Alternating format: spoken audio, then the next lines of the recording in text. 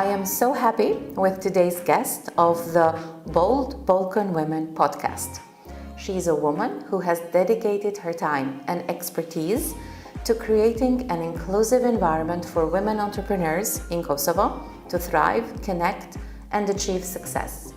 Through her dedication, she has established and grown a unique ecosystem that empowers women to overcome obstacles, challenge societal norms, and carve their own paths to success. I welcome Arta Istrefi-Jahja. She has extensive experience in strategic thinking, organizational growth, entrepreneurship, and project management. Arta is a passionate community builder, women's empowerment, and leadership expert. Currently a PhD candidate in women entrepreneurs, she brings deep knowledge and insights to their endeavors. Through mentorship and coaching, Arta guides companies and inspiring entrepreneurs while fostering ecosystem development and stakeholder engagement. Thank you, Arta, for making time to be part of our podcast. It is my pleasure. Thank you for the invitation. So let me dive in the questions. How would you define the business ecosystem for women entrepreneurs in Kosovo and our region?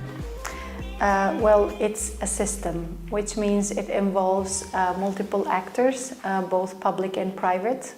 So for an ecosystem to thrive, it's like an organism which requires all organs to work properly in order for an organism to be healthy. So unfortunately in Kosovo, this is the case also for the region, that the ecosystem is not healthy. However, it's evolving and it's dynamic, particularly for women entrepreneurs. There are more opportunities than it used to be before, and also women are having more and more growth mindset, which was not the case, let's say 5 years or 10 years ago. This is of course changing from rural and urban areas, and also the age matters a lot. So women that are 40 plus or 50 plus tend to think differently than younger generation. But in general, for an ecosystem to work properly, you need to have more actors involved in the system. And as a business ecosystem builder, but focused on women entrepreneurs, can you share an example of one such ecosystem that you have been involved in creating? Yes, I would like to highlight the community of women entrepreneurs Kosovo, which came as an idea to bring together like-minded women that have growth mindset from different sectors, but also that are making a difference. And this was more of a peer-to-peer support, so it's extremely important that the founders learn from other founders and they get inspired, particularly for those that are at earlier stage business with others that are more mature businesses. And it's always sort of a cliche or the idea that women do not cooperate with women.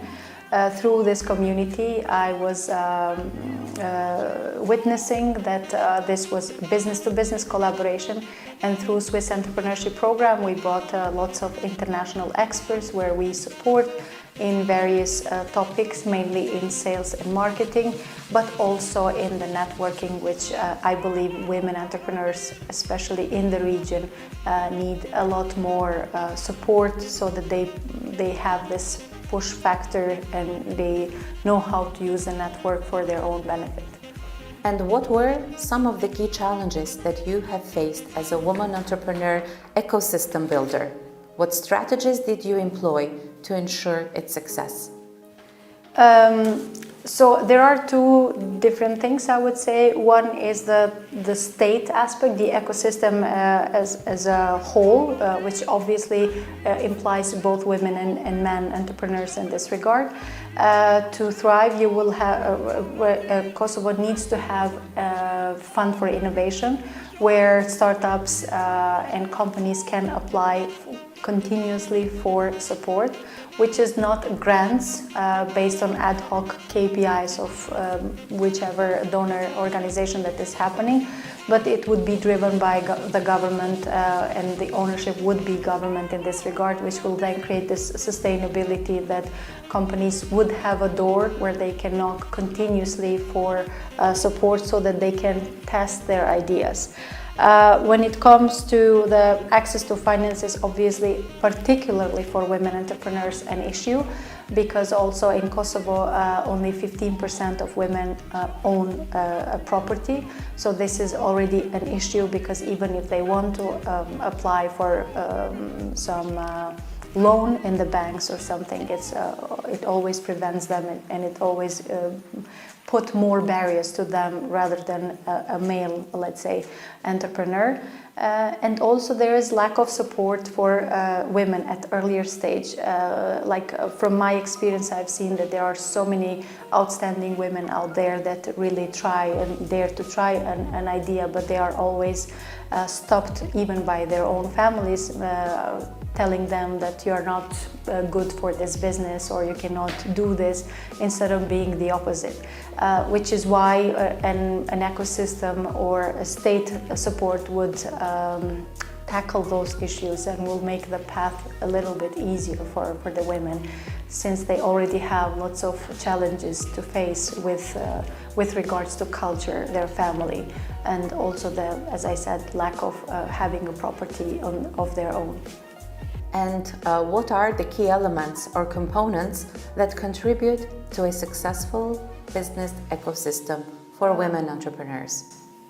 First of all, it's plurality. I think it's very important to have varieties of options for women entrepreneurs, which again, it involves public and private sector.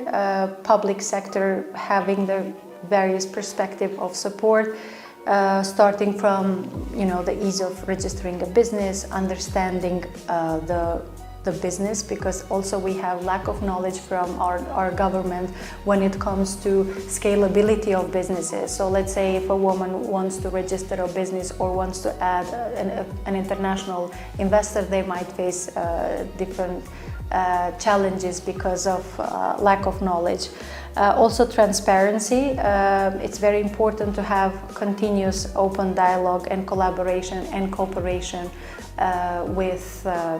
with actors. Why I'm saying this is because we are talking about also women empowerment, so it comes in different stages. Let's say women who are already in more successful, they sit in a more successful seat, should inspire other women, mentor other women, coach other women, so that we sort of have this give back all the time. This is what we actually do with the community. We engage a lot of successful women, because sometimes for women, every time we see a success story abroad, it's like, oh yeah, she made it.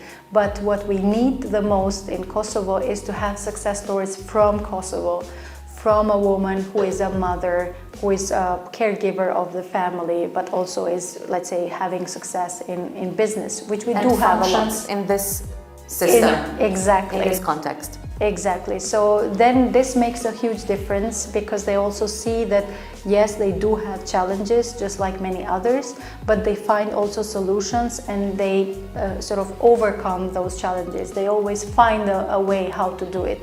It's not easy to be a mom and also to work and to have a business on top of that, but it is doable. And these are the women that I believe are making a difference. And exactly, and most importantly, they create opportunities for other women too. Absolutely, and I've seen so many women entrepreneurs that have business that majority of employers are women. So already they are sort of dragging other women into the path of success, I would say. So elevating this information, how does a business ecosystem that is tailored for women entrepreneurs contribute to the overall innovation and growth within either individual companies or the economy of the country in general? Yes, I would like to mention first the contribution of Swiss Entrepreneurship Program, that we bring lots of international experts, which is a huge difference with consultants, because those are the international experts that are primarily consultants, and they walked into lots of challenges that most of entrepreneurs face globally. Obviously, it makes a huge difference when you're based in US and Kosovo. However, in terms of business, they do share they bring lots of value. And I think what we do need to ask continuously, particularly with women entrepreneurs, like, do we bring a value to your business? Are we doing the right thing? And I am very happy that with the work that I'm doing, both with Swiss Entrepreneurship Program and Women Entrepreneurs, it's always demand-driven. It's not like we are forcing to do something because we hypothetically believe that this is the right way, but usually we do have lots of conversation. And I think this is missing in Kosovo, because entrepreneurs need to have tailored support rather than general training on some topics. They all have different case study, they all have different story, different needs, which is why we bring those experts, we meet them, and because sometimes I always tell them, sometimes it's just not, the chemistry is not right. So you have to have that in mind, that two people should work together only if it works well, not because there is an international donor who is helping, or because sales is important. Sales is important for every company, but it makes a huge difference who is saying what and what kind of mentor you're having, so that it helps you to thrive in your business.